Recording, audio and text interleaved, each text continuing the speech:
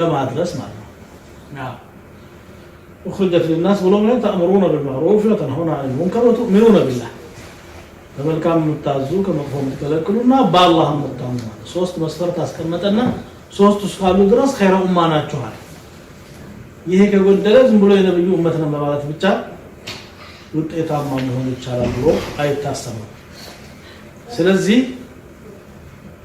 የዳዕዋው ኃላፊነት የማን ነው ከተባለ የሁሉም እኔን አይመለከተኝም የሚል ሰው ሊኖር አይገባም ሰሃቦች እኮ አንድ ሰው ዛሬ ከሰለመ በማግስቱ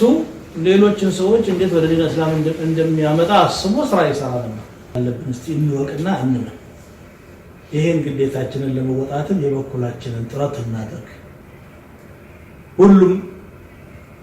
እንዳቁ አንዱ በመላው አንዱ በእውቀቱ አንዱ በገንዘቡ አንዱ በዕልሙ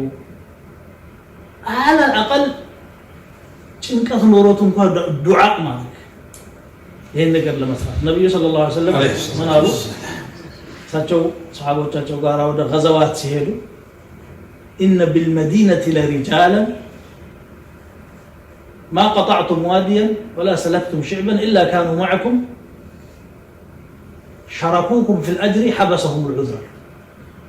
مدينه ላይ ጎበዞች አሉ አሉ رجال የሚለው ቃል ቁርአን ውስጥ እና ወስና ሲመጣ ጾታን አይደለም የሚገልጸው ዝናን ነው የሚገልጸው رجال لا تلهيهم تجاره ولا بيع عن ذكر الله እና መዲና ላይ የቀሩ ጎበዞች አሉ አሉ አይነ ስውራን አካለ ስንኩላን አላህ ዑዝር የሰጣቸው የትኛውም ሸለቆ አትገቡም የትኛውም ሸንተረር ተራራ አትወጡም እነሱ ከናንተ ጋር ይሆኑ እንጂ እዛው ሆኖ ሙእሚኖች እንደሆኑ ይሆኑ ተሰበሩ ተጎዱ ምን ደረሰባቸው ልባቸው